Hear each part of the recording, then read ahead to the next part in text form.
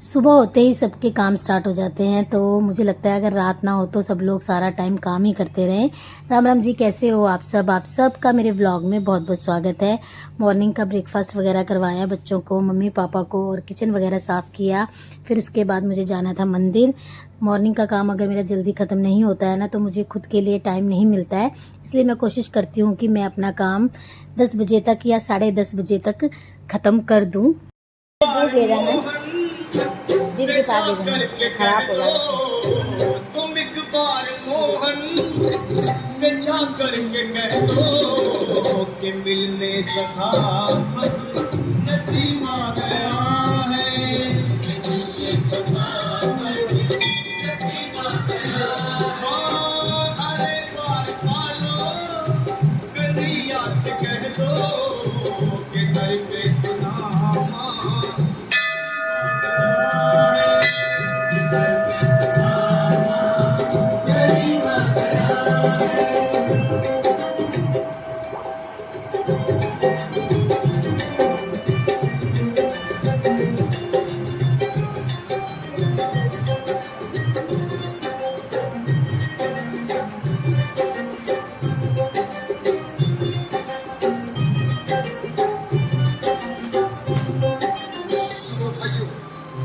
अब मेरी भी सुन लो। जब तक मेरा संदेश उस द्वारकाधीश तक नहीं पहुंचाती, तब तक मैं यहीं बैठा। अगर महाराज को तो जल्दी कब है? अपनी आने वाली पीढ़ी को नरक में डालने से तो ये संदेश पहुंचाने ही ज्यादा अच्छा है। क्यों ना महाराज का संदेश पहुंचाने? ऐसे करो, तुम जाओ भैया, तुम जाओ भैया। मिठू मिठू, मंदिर से आते ही मिल गई ड्यूटी मिट्ठू को संभालने की। हेलो बोलो मिट्ठू, हेलो बोलो, हेलो बोलो, हेलो बोलो। हाँ? मौसम तो ख़राब हो रखा, पूरा बारिश बारिश वाला हो रखा मौसम। चलो चले, अब हम जाएंगे घर, दूध पियेंगे और नीनी करेंगे, है ना। मंदिर जो चढ़ाकर आई मैं, फिर उसके बाद मैंने नाश्ता किया। फिर जो थोड़े से कपड़े रह गए थे सुखाने वाले, उन्हें सुखाया, और जैसे ही कपड़े सुखाए हैं ना, वैसे ही बारिश का मौसम हो गया है। आज मैंने थोड़े कम कपड़े धोए हैं, तो इनको मैनेज कर लूँगी मैं। और लग रहा है कि बारिश आने तक तो मेरी सूख जाएंगे मेरे कपड़े। और ना मैं आज बहुत ज़्यादा लेट गई थी मंदिर में, बहुत ज़्यादा लेट, मतलब 9 बजे, 9 सवा 9 बजे गई थी।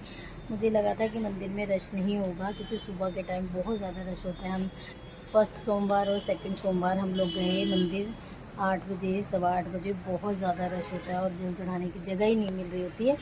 तो आज मैंने सोचा मैं थोड़ा लेट जाऊंगी और तब तक थोड़ा सा मंदिर में भीड़ कम होगी, पर भीड़ उतनी ही ज़्यादा है। जो दीदी है ना मंदिर में, पंडिताइन दीदी, उन्होंने कहा कि 12 साढ़े 12 बजे तक इतना ही रश होता है।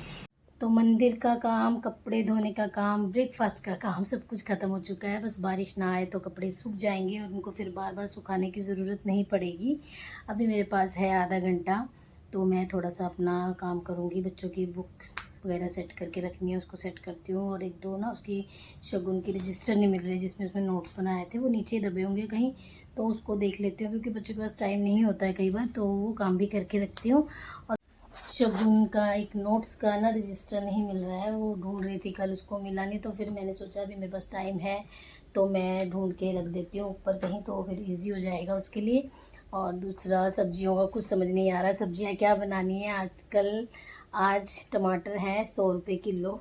मैं मंदिर जा रही थी तो सब्जी वाला मिल गया, तो मैंने कहा सामने मम्मी बैठे हैं वहाँ पे ले लेंगे सब्जी, तो उसको बताने के लिए मैंने पूछा टमाटर कैसे हैं भैया, तो कहता 100 रुपये किलो हो गए। और आज बनानी है घिया। घिया सुनते ही पहले ही सबका मुंह बन जाता है, इसलिए मैं सोच रही हूँ घिया के कोफ्ते बना लूँ, तो थोड़ा सा खा लेते हैं खुश होके। अब सबको वही दाल वगैरह क्या खिलाते रहना ना, तो हमें ही सोचना पड़ता है कि क्या से कुछ नया किया जाए कि बच्चे खा लें खुश होके। क्योंकि स्कूल से, कॉलेज से आते ही सबसे पहले यही पूछते हैं क्या बनाया, क्या बनाया, क्या बनाया है। और अगर घिया, कद्दू, तोरी बोल दो तो उनका मुंह बन जाता है, उनकी भूख सारी ख़त्म हो जाती है। फिर भूख शुरू होती है मैगी के साथ, इसलिए कोशिश करती हूँ कि कुछ ऐसा बनाऊँ कि बच्चे खा लें। तो बस थोड़ी देर में जाऊँगी नीचे लंच बनाने। दिन के लंच की तैयारी मैंने कर ली है। मैं बेसन में बेसिक मसाले ऐड करने के बाद लास्ट में घिया को कद्दूकस करके ऐड करती हूँ, क्योंकि अगर पहले ही घिया वगैरह डाल दो ना तो बहुत सारा पानी छोड़ती है घिया और बेसन पतला होता जाता है। तो मैं इसको लास्ट में ऐड करती हूँ।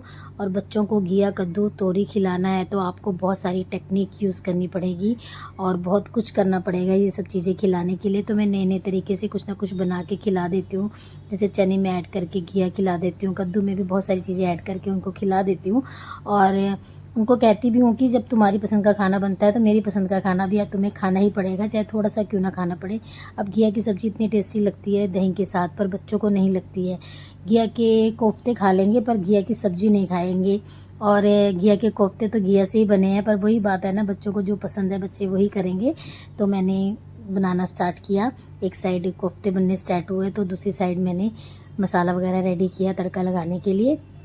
जब मेरे कोफ्ते बनकर रेडी हो गए तो फिर मैंने मसाला के साथ उनको अच्छे से तड़का वगैरह लगाया और साथ में आटा वगैरह गुना और चपाती वगैरह बनाई। मैं कोशिश करती हूँ कि मैं एक साथ 2-3 काम कर लूँ और जल्दी से किचन का काम ख़त्म करके अपने लिए वक्त निकालूँ। तो इसी वजह से मेरा वक्त निकल भी जाता है, क्योंकि मैं एक काम करने के लिए नहीं खड़ी होती किचन में। जब भी मैं किचन में जाती हूँ सब्ज़ी, आटा, बर्तन सब कुछ करके साथ के साथ निकलती हूँ और कोशिश करती हूँ कि मैं जल्दी से जल्दी किचन से बाहर आऊँ और अपने लिए वक्त निकालूँ।